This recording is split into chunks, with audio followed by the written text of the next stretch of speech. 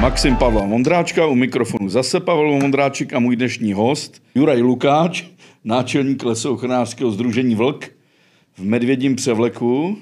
Juraj, ahoj. Ahoj. Jak ti bylo v medvědí kůži? Horúco. Víš, odkud je ta medvědí kůže? Zo Slovenska. To pravděpodobně, ale jinak je z Fundusu, což je firma filmových ateliérů Barrandov, kde si můžeš půjčit jakékoliv rekvizity a tento medvěd pravděpodobně už bude několik desítek let starý a asi hrál v mnoha českých pohádkách. Medvěd je pohádkové zvíře, ale v poslední době se zdá, že není pohádkové a že je to reálné zvíře, zvláště u vás na Slovensku, stalo se to i politickým tématem. Co se stalo, že medvěd vylízá z lesu a napadá lidi? No, zvieratá vždy v histórii ľudstva odrážali všeobecné nálady. A ako ľudia žili, ako sa navzájom vnímali, tak vnímali aj okolitú prírodu okolo seba. Takže medveď bol spolu s vlkom kedysi apotropaické zviera. To znamená, bol uctievaný, bolo to zviera, ktoré nás chránilo pred zlými démonmi a doteraz býva v dušiach slovanských národov ako maskot dobrých udalostí, trebárs majstrovstiev sveta v hokeji v Rusku, trebárs alebo olympiády, kto si pamätá, v roku 80, tak maskotom bol medveď. A teraz tá nenávisť voči nejakým zvieratám je len zástupná vec, ktorá odráža, ako sa máme radi my ľudia. Hej. Spoločnosť je skutočne rozdelená nielen u nás na Slovensku, aj v Čechách, aj v Poľsku, aj v okolitých krajinách. A tak potrebujeme maskotov nenávisti. A stal sa medveď maskotom nenávisti, pretože je veľký, má veľké zuby, prirodzene sa ho ľudia boja. Kdo trochu sleduje slovenský média, tak viděl, že minulý měsíce to bylo hlavní téma skoro každý den nějaká zmínka o medvědech. A najednou byl postřelen váš premiér Fico a já jsem zaznamenal, že o medvědech se přestalo mluvit. No, samozrejme, odrazu to bolo pred voľbami, keď to začalo a niektoré strany potrebovali maskota, do ktorej by sa mohla premietať tá ľudská nenávisť a vybrali si bohužiaľ toho medveďa, pretože je to asi náš taký najstrašnejší cicavec a hodí sa na túto vec a tí ľudia, ktorí to začali, vedia toho medveďa loviť, vnadiť a vedia z neho vyrobiť takého zlého čerta.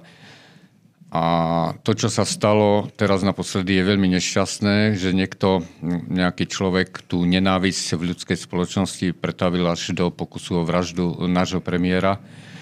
A áno, teraz sa ukázalo, kto vlastne tú nenávisť vyrobil a boli to médiá dlhodobo, ktoré sa snažili toho medveďa vykresliť ako zlého satana s číslom 666 na hlave, ale túto úlohu teraz zastúpil ten potenciálny vrah alebo zločinec, ktorý sa pokusil zabiť nášho predsedu vlády a vytesnil ho z médií. Hej. Ale zase príde nejaký objekt nenávisti a medveď pomaly si myslím bude miznúť.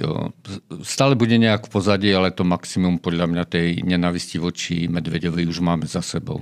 No ale když se podíváš na výstupy mediální, na počet výstupů o medvědech, tak ta linka je rovně, pořád se o tom tak nějak píše a najednou poslední 2 roky to skáče nahoru.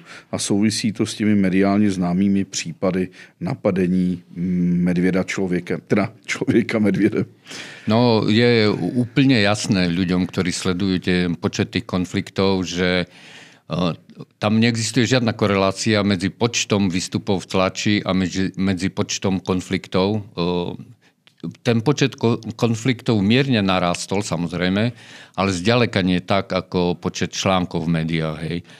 A je to spôsobené tým, že zrovna pred 2 rokmi sa začalo extrémne vnadiť na diviaka kvôli africkému moru ošípaných, pretože poľovníci majú veľké problémy toho diviaka zastreliť bežne v lese, preto ho krmia a snažia sa ho strieľať na tých krmoviskách. Akurát, že tam na tie krmoviská dávajú potravu, ktorá je pre medveďa atraktívna a chodí tam medveď. Hej? A im to začína vadiť a v tých správnych konaniach sa dokonca poľovníci sťažujú, že treba s tým niečo robiť, že na tých vnadiskách sa vyskytuje medveď a žerie im potravu, ktorú by mal žrať diviak. Hej? Tady tě musím zastavit. Víš, co je slovo krděl? Říkám to dobře? Ano, slovo krděl je krděl. Tak, po slovensky. Po slovensky krděl znamená krděl. Označuje to hejno. Áno. Hejno ptáku. Učil jsi mě to nás minulé dny několikrát. A ty si řekl mor ošípaných. A to znamená mor divokých prasat. A tady se dostáváme k tomu, že jsem zjistil, že opravdu spousta mladých lidí nerozumí už slovenštině a některý slova neví. Takže jenom se vracím k tomu ošípaný, jsou teda prasata. Ano, je to prasečí mor po česky pravděpodobně. Tak a řekl si vnadiska. To je spisovně po česky újeť. Je to spisovně újeť, ale my používáme krmeliště nebo vnadiště. To znamená místo někde v lese, na louce, kde se sype, rozhazuje se potrava právě pro divoký prasata nebo pro vysokou zvěř. A takže ty mi chci říct, že tím, že jsou vnadiště v blízkosti lidských sídel, tak, která jsou primárně určená pro ty divočáky, tak tam se medvěd naučil chodit. Naučil sa chodiť dlhodobo, pred desiatkami rokov, ale teraz ten počet vnadisk extrémne vzrástol a preto vzrástol počet stretov človek-medveď. Hej. Na tých vnadiskách sú horálky z veľkých obchodných centier. Je tam atraktívne ovocie, citrusové ovocie, jablka, a tých vnadisk je desiatky tisíc. Oficiálne priznaných je takmer 7 000. To sú len oficiálne priznané vnadiska predovšetkým štátnych lesov alebo poľovných združení, ktoré patria pod štátne orgány. Ale je tu množstvo neoficiálnych vnadisk, ktoré akože vnadia diviakov, ale je to smiešne, pretože pri Banskej Bystrici v mestských lesoch je tabuľka, ktorá varuje medveďov, že toto je potrava určená pre diviakov. Hej. Zákaz vstupom medveďov. A to nie je vtip, to tam dal nejaký oficiálny štátny orgán, ako keby medvede vedeli čítať. Hej. A ja mám stále taký príklad, že keď proste máte mravenisko pred domom a nasypete cukor, ktorý ide od toho mraveniska až do kuchyne, tak na druhý deň máte v kuchyni mravcov. Je to logické. A ten problém sa nedá riešiť tak, že začnem ničiť mravcov po celom Slovensku. Treba najprv odstrániť cukor a potom treba z toho mravenisko. Hej. Ale u nás ideme paušálne strieľať všetkých medveďov na celom Slovensku bez ohľadu na to, či sú to dobré mravce medvede alebo zlé mravce medvede. A ešte ich krmíme a robíme im cestičky atraktívne pre nich až k detským ihriskám, škôlkam. Máme jedno oficiálne vnadisko, ktoré sa volá Za škôlkou, tuším, hej. Alebo taký nejaký, je 150 metrov od škôlky, kde chodia deti. No, ale môžeme teraz čakať, kedy sa stretne nejaký medveď s dieťaťom a niečo sa stane. Preto sme podali dokonca aj trestné oznámenie, ktoré bolo zatiaľ zamietnuté. Teraz dávame ďalšie trestné oznámenia pre všeobecné ohrozenie kvôli tomu, že tí poľovníci tieto konflikty úmyselne vyvolávajú vnadením a vykladaním atraktívnej potravy. Blízkosti ľudí. Říkáš my. My znamená Lesoochranářské združení Vlk. Áno, je to Lesoochranské zoskupenie Vlk a stále pripomínam, Vlk neznamená, alebo neznamenal v socializme to zviera, ale výbor ľudovej kontroly.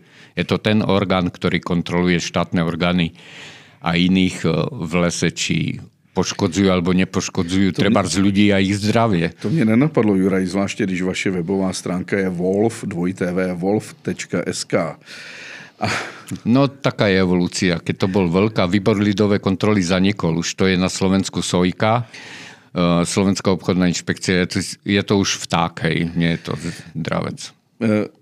Pojďme úplně k tomu kořenům. Jo? Takže máme medvědy, který vyhledávají vnadiska, kde se nají, mají to tam zdarma, bez námahy.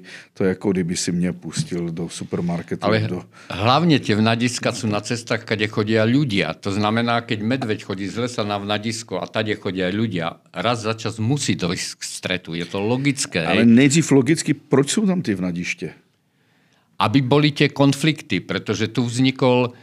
Na istých územiach sa tie vnadiská odstranili. Treba v Tatrách sa nám podarilo pri sídlisku bolo vnadisko, hej, alebo bol odpad z mŕtvych zvierat, no jasné, že tam chodia medvede, hej. A potom poľovníci strašili, chodia medvede na sídlisko, treba ho odstreliť. Dostali povolenie na odstrel medveďa s podmienkou, že odstrania tú kopu mesa. Oni ju odstranili a potom sa sťažovali, že medveď zmizol v lese a oni ho nemohli odstreliť, pretože ho nevedeli nájsť. Hej. Tak ale to je predsa cieľ. Hej. Mať medveďa a nemať s ním konflikty. Hej. A konflikty s človeka s medveďom vyhovujú istej skupine ľudí, ktorí nemôžu legálne toho medveďa strieľať, pretože zákon je taký, že medveď je na Slovensku celoročne chránený, ale to neznamená, že sa nemôže strieľať. Môže sa strieľať, ale len v prípade, keď spôsobuje ohrozenie ľudského života. To znamená, keď ten medveď začne chodiť do dediny, musí sa odstrániť. Hej. V krajnom prípade odstrelením. Hej. To je úplne zákonný prostriedok. A oni chcú vyvolať nutnosť tých krajných prostriedkov. Pretože keď medveď žije úplne kľudne v lese, tak ho nemôžu zastreliť. Nemôže slovenský poľovník chodiť po lese a strieľať medveďa. Potrebuje konflikt. A ten konflikt vieme vyvolať.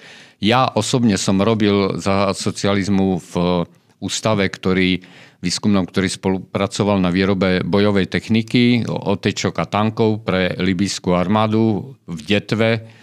Je to centrum teraz výskytu medveďov. Tam bol hotel Janošik, ten bol plný libýskych dôstojníkov od Kadáfiho, ktorí si chodili tie zbranie preberať. A osobne som bol pri preberaní nie vojenskej techniky, ale medvedích kožušín z tej poľany. Tam sú celé generácie ľudí, ktorí sa naučili medveďa vnadiť, vedia, čo ten medveď má rád, vedia, kde treba položiť tú návnadu, kde treba dať tie pasce a za $10,000 ich predávali predtým v rokoch 70. 80.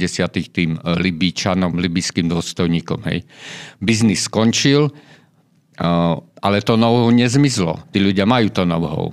A z toho know-how sa teraz, alebo na ňom priživujú poľovníci, alebo politici, poľovníci z tejto mentálnej a regionálnej skupiny. Já si vrátím těm vnadištím, ale ty přece nejsou primárně kvůli medvědům, ty jsou kvůli těm divočám. Ale to treba povedať tomu medveďovi, keď tam má horálky, že dobře, ty nejedz medveď. Proč tam dávají ty vnadiště? No, aby boli konflikty. Dobře, ale oni je tam dávají kvůli tomu, aby tam chodili divočáci a ty stříleli, ne? To je oficiálny dôvod a veľmi radi tam prikrmujú a sú radi, že tam chodia tie medvede. Jasně, ale já si chci vrátit k tomu, to máme i tady v Česku, na Moravě a ve Slezsku, že jsou všude krmelce, ale zároveň říkáme, že divoká zvěř, ta vysoká zvěř je přemnožená. Takže ona je přemnožená, ale my ještě uměle krmíme. Celé školky sbírají kaštany, žaludy a bukvice a v zimě to nosíme do lesa, aby nám... Krmenie lesnej zvery je úplne absurdné. Hej. A je zbytočné aj pri jeleňoch, aj pri diviakoch, aj pri srnách. Hej. Je to úplne zbytočné. Tie zvieratá vedia si nájsť potravu a keď si nevedia, tak ich bude proste málo. Hej. Aj Slovensko, aj Česká republika má tých zvierat a zvlášť tých krmených nadstaví niekoľkonásobné. Hej. Boli časy, keď prirodzený výskyt diviaka v Českej republike bol 0. Teraz ich je tu niekoľko 100 000 možno, hej, neviem presné číslo. U nás ich je takmer 100 000. Ročne sa strieľa 50-60 tisíc. Keď som ja začal čítať, tak tých diviakov na Slovensku bolo 5 000. Hej, a to ich nerozmnožil Boh, ale tie krmelce. Takže krmelce sú všeobecne zlé. Ale srna nemá šancu ťažko poraniť alebo veľmi zriedkavo človeka. A medveď má tú šancu. To znamená, najprv treba zlikvidovať vnadiska a krmelce, ktoré sú všeobecne zlé, hej, ale atraktívne pre medveďa. No jasně, a ten medvěd je až v druhém plánu, že jo? Protože je pravděpodobně myslivec asi línej a nechce lovit tak, jak by měl teda lovit, když už nie, v tejto politike je medveď v prvom pláne a v druhom pláne je ten diviak. Takže ty si opravdu myslíš, že ty vnadiště jsou tam primárně dělaný kvůli medvědu? V istých oblastiach určite. Ako medveď sa vyskytuje v istej oblasti, dá sa povedať regionálne rovnomerne po Slovensku v oblasti výskytu toho medveďa, ale konflikty tak nie sú rozmiestnené. Konflikty sú len niekde tam, kde je tých vnadíc extrémne veľa pri ľuďoch. To je kde? No to je treba tá slávna poľana. Boli to aj Vysoké Tatry, tam sa podarilo to trochu zeliminovať a hneď klesol počet stretov. Hej. No, ja žijem v oblasti v Osadnom, kde tých medveďov na okolí sú desiatky a tých krmovísk bohužiaľ nejaké sú, ale tá atraktívna potrava tam väčšinou chýba a nie sú problémy s medveďmi. Hej. Ja stretávam medveďa raz za 2 týždne, hej, a vždy uteká samozrejme a vždy je to ale v lese. Já se mu nedivím, kdybych tě potkal v lese, tak taky uteču. Niektorí idú ku mne bližšie a kúpia mi pivo. A když ty piješ už jen to nealkoholické. Juraj, žiješ na hranicích s Polskem. Jak je to na té druhé straně v Polsku? Protože ten medvěd pravděpodobně asi nevnímá hranici. Přechází si ze Slovenska do Polska tam a zpátky. Ale podíval jsem se teď na poslední 2 měsíce na monitoring polských médií a tam ten spor není. No veď to je tá vec, na ktorú upozorňujem medvede, ktoré sú pri Osadnom. Žijú aj v Poľsku, tak pol na pol. Žijú v Poľsku v oblasti, ktorá bola viac menej vysídlená, ale teraz je veľmi navštevovaná, lebo Bieščady sú populárne. Rovnako ako naše Bukovské vrchy, ale prikrmuje sa tam. Bohužiaľ, áno, je tam kukurica sa dáva. Ale nie je to tak provokatívne pri ľudských sídlach. Hej. Veď typické golfové horské ihrisko, ktoré je sivý medveď, sa volá, má názov podľa medveďa, je na Táľoch. Hej. Je v oblasti, kde desiatky rokov sa vyhadzujú zbytky z miestnej reštaurácie von, aby si českí turisti mohli fotiť slovenského medveďa. Tak úplne jasné je, že ten medveď raz za čas prejde tým golfovým ihriskom, ktoré je ešte navyše podľa neho pomenované. Hej. A teraz sa tam odrazu ľudia alebo novinári začali rozčuľovať, že ako to, že medveď chodí po golfovom ihrisku, ktoré sa volá sivý medveď. No, ono to je naopak. Najprv tam bol sivý medveď a potom prišlo golfové ihrisko sivý medveď. Ale vďaka prikrmovaniu ten medveď tam sa stále vracia. Hej. Tady hřiště Grey Bear. Jasně, já to hřiště znám. No. Juro, ale kolik je medvědů na Slovensku cca? Veľmi častá otázka, ktorá stále smeruje k tomu, že máme veľa medveďov. Ale my sme zásadne... Ja neříkám, že ich máte hodne. Ja sa tam, kolik je medvedu? My sme zásadne za riešenie konfliktov. A koľko medveďov, keď nie sú konflikty, je nezaujímavá otázka. Nikto nevie, koľko je sikoriek. Nikto nepočíta zmije. Koľko je zmí? Je to jedovatý had? Môže zabiť človeka? Koľko je zmí proste v Českej republike? Nevie nikto. Ani to nikoho nezaujíma. A môže zabiť človeka. Ale je to preto, že tých konfliktov zmí a človek je málo. Hej? A keď sú nejaké konflikty, treba začať analyzovať, prečo sú. Áno, medvede sú v nejakom počte, samozrejme venuje sa tomu pozornosť, pretože je potrebné presmerovať od tých hľadísk pozornosť verejnosti na to, že medveďov je veľa. Existujú len 2 vedecké štúdie. Jednu robilo Národné lesnícke centrum, vo Zvolenie, druhú robila o 10 rokov neskôr Karlova univerzita. Tá prvá hovorila o počte medveďov asi 1100 až 1300 a druhá hovorila o počte 1100 až 1300. To znamená, porovnaním tých obidvoch štúdií sa dá vedecky skonštatovať, že počet medveďov nenarastol, alebo ak, tak veľmi málo v rámci nejakej štatistickej odchýlky. A počet medveďov absolútne nekoreluje s narastom alebo konfliktov, alebo mediálnych zbierok.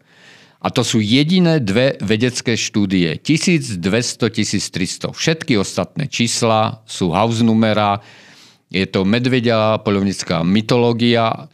A ja sám osobne neviem, koľko je medveďov. Ja nemám problémy s medveďmi, bohužiaľ došlo aj k nejakým tragickým stretom, tie treba riešiť, ale opäť pripomínam, nie počítaním medveďov, ale odstranením vnadísk. Nikto o tom nehovorí, nikto to nechce riešiť.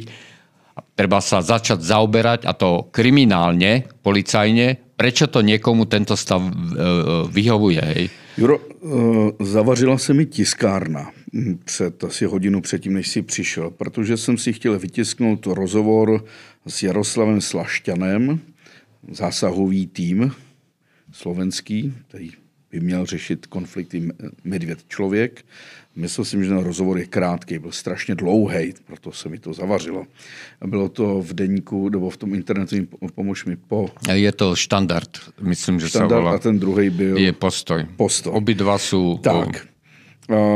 Ten rozhovor je strašlivě dlouhý, velice dlouhý, a na konci v poslední čtvrtině je mnohokrát zmíněno tvoje jméno.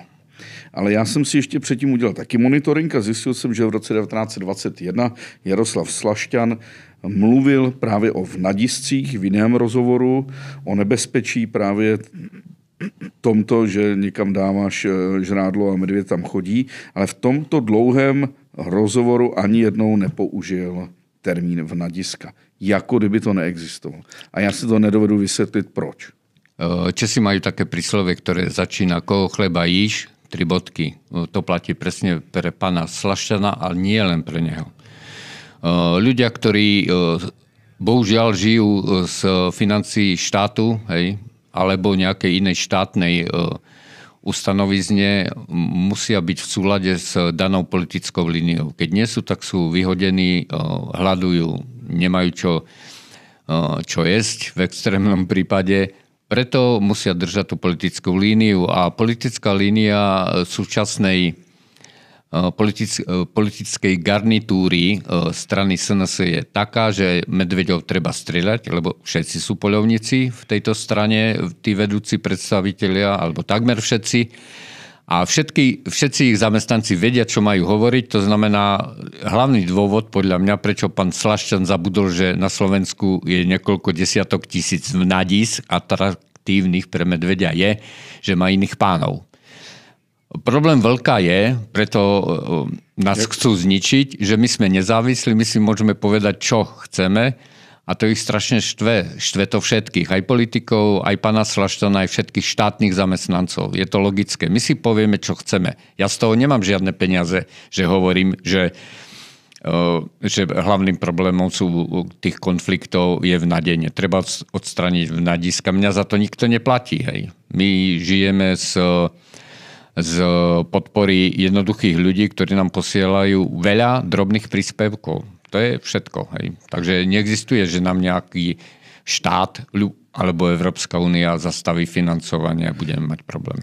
Dobře, ale to se asi nedá zúžit jenom na vnadiska. Ten rozhovor, který jsem si přečetl, kdybych tě neznal, tak bych ho považoval za dobrý rozhovor. On tak jako působí a předkládá tam určité i logické argumenty. Od velkolepých kukuřičních polí, kam se stahují medvědi různého věku a uživí je to, přes covid, který způsobil to, že si medvěd rozšířil svůj prostor, kde se může pohybovat, protože turistika v tu dobu neexistovala, až po opravdu mluví o přemnožení, nebo že jich je více. Jeho odhad je 2 až 3 tisíce medvědů. Ale to je úplne jasné. Mňa zaujímajú ale fakty. A bohužiaľ, keď sa už pracuje s vážnou témou, keď ide o zdravie a život ľudí, mali by sme pracovať s faktami, nie s emóciami. A to je problém, že to v našej hlave, čo má na starosti emócie, sa volá amygdala, je strašne stará. Je stará 2 milióny rokov a to, čo má na starosti dáta a logiku, je veľmi mladé. Hej.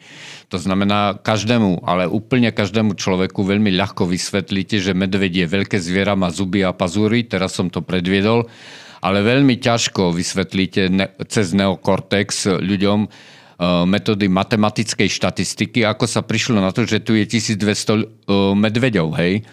To sú dáta, matematické dáta. A to, že je tu 2000, 3000 medveďov, to sú emócie. Ale tomu rozumie každý. Medveďov je veľa, lebo je veľa konfliktov, to znamená, treba dať veľké číslo. Keby Karlova univerzita dala 6000, nikto by ich profesionalitu nenapadol. Nikto z poľovníkov, hej? Nikto by sa nepýtal, ako metodou na to prišli. Lebo by to bolo číslo, s ktorým sú spokojní. To je za prvé. 2000, 3000 je emočné vymyslené číslo. nemá žiaden vedecký základ. Opakujem, sú tu len 2 vedecké štúdie, obidve tvrdia 1200, 1300, nie viac, nie menej, konec. Že ty vstupy byly chybné, že nebylo nazbíráno tolik vzorků trusu, s kterým by se dalo analýzou DNA zjistit, kolik je skutečně. Info.cz nemá priestor na to, aby som vysvetlil svoje vedomosti z matematickej štatistiky. Mám niekoľko skúšok z tohto oboru. Som absolvent FEL ČVUT v Prahe a som na to hrdý. Hej. Takže áno, keď niekto nerozumie matematickej štatistike, je to jeho problém. Ale poďme ďalej. 2000-3000 je emočné číslo, vedecké čísla sú len 2200-1300, koniec. Kukuričné polia. Kukuričné polia ešte som nepočul, že by došlo k bitke medzi medveďom a zberačom kukurice. Hej. To znamená, áno, medvede sa vyskytujú v kukurici, lebo to žerú, ale ľudia tam proste s deťmi nechodia na vychádzku. Ľudia chodia na vychádzku po turistických chodníkoch a ohrozuje ich kukurica z tých kukuričných polí, ktorú poľovníci dali naschvál na kopy k tým škôlkám, autobusovým zastávkam a k tým chodníkom. Tam ich tá kukurica ohrozuje. Do kukuričného poľa žiaden Čech nejde stanovať. Hej. Kto bol v kukuričnom poli, vie, že tam sa nedá ani ležať s frajerkou na zemi, pretože tam je vždy mokro, je tam proste, nie je tam žiadna tráva. Tam chodia len medvede a diviaky jesť tú kukuricu, ale človek tam nejde. To znamená, áno, kukuričné polia sťahujú medvede k sebe, lebo je to atraktívna potrava, ale nesťahujú tam turistov. Hej. Turisti jdou se psy a psi zdrhají do kukuričních polí. Ale... No. Jak reaguje medvěd, když se potká se psem? Bežne je to tak. Môj fliačik sa minimálne raz, niekedy 2-krát stretne s medveďom a vždy medveď uteká. Ale ja nehovorím, že je to vždy tak. Ako, áno, medveď doteraz vždy utiekol a ja doteraz sa bojím, že príde medveď, ktorý začne môjho fliačika naháňať a on potom po mne bude chcieť, aby som tú situáciu vyriešil. Hej. Takže to nie je žiaden návod púšťať. Nepropagujem to, aby psičkári púšťali medveďov psov za medveďmi, ale mne sa to doteraz nestalo. Taká je štatistika. Mám aj včely v oblasti, kde chodia medvede a mám zaznamenaný pohyb medveďa pri mojich úľoch, ktoré nechali tak. Tohto roku som vytočil 40 kg krásneho medu v oblasti, kde od tých úľov 20-30 metrov medvede chodia. Pravidelne každý druhý deň. Juro, víš, co je to HLP? HLP... tak to je novinářská zkratka pro hluboce lidský příběh. A pan Slašťan v tom rozhovoru, který je v tom Postoji, má několik hluboce lidských příběhů. Například muže, který má 6 dětí a živí se prodejem medu, obšancoval si stanoviště včel, dráty, prostě čidla, všechno mu to ten medvěd zničil a on s pláčem musel říct svým dětem, že pro ně nemá na nové boty. To je velice silný HLPčko, jak se říká, HLPčko. Áno, a ja tvrdím, že za to sú poľovníci a politici zodpovední. My sme na strane ľudí, nie sme na strane medveďov. On tvrdí taky, že je na straně lidí. Tak nech odstraní návnady. Ano, že změnil názor a že to dobře, jasně, odstranit návnady. Co ještě? Nikto ich nechce. Tam treba začať. A potom si, keď bude 15 000 návnad v oblasti, kde je medveď odstránených, potom môžeme urobiť krok 2. Lebo toto sa dá urobiť veľmi jednoducho a je to zadarmo. Co se stane, když odstraníš návnady, nebudou nikde v nadište? Tak sa na to pozrime. Ja hovorím, že medvede začnú jesť. Za prvé ich bude menej a za druhé nebudú chodiť k ľuďom, lebo bukvic je veľa, čučoredok je veľa. Niekedy, a bude ich toľko, koľko budú mať tej prirodzenej potravy, to platí ináč aj pre diviakov a jeleňov a srny. Všetkých zvierat je toľko, koľko majú dostupnej potravy. Koniec. To nie je preto, že majú kde bývať alebo nebývať. To, že my máme zalesnené pozemky, medveď nepotrebuje k svojmu životu stromy a zalesnené miesta. Medveď potrebuje k svojmu životu niečo žrať. Medveď nebýva v domoch, to je mýtus. Medveď v nejakých tých brloch prespáva cez zimu.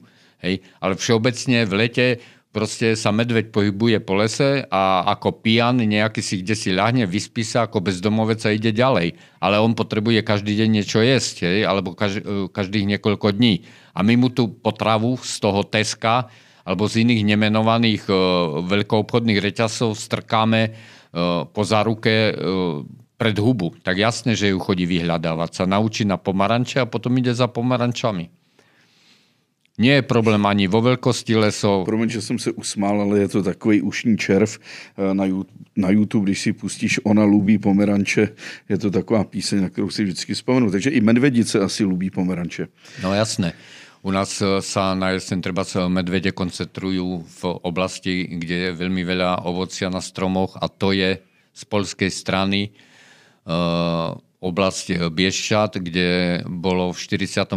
došlo k veľkému vysídleniu v akcii Wisla, kde takmer 1 000 000 ľudí za jednu noc odsťahovali na poľské Sudety a do tých oblastí, kde boli vysťahovaní Nemci. A tam teraz každý september, október chodia medvede a oberajú tie stromy, opustené sady. Hej. Áno, chutia im.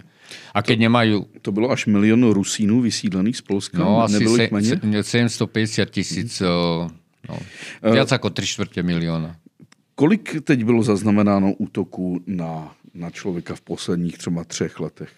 No, zase sa mi nepáči to slovo útok, pretože ten medveď, keby... Dobře, střetnutí. No, medveď, keby chcel zabiť človeka, tak ho zabije za 3,5 sekundy. Ešte sa to nestalo, okrem toho jedného prípadu a toho druhého, tej nešťastnej Bielorusky, ktorá spadla zo skaly. A ten prvý prípad bol pri Liptovskej Lužnej, o ktorom sa hovorí, áno, veľké nešťastie, človek zomrel na poranenie chrbtice, sa mi zdá. Tak mohol to byť aj medveď, samozrejme. Mohol, nebo byl? Ja to neviem.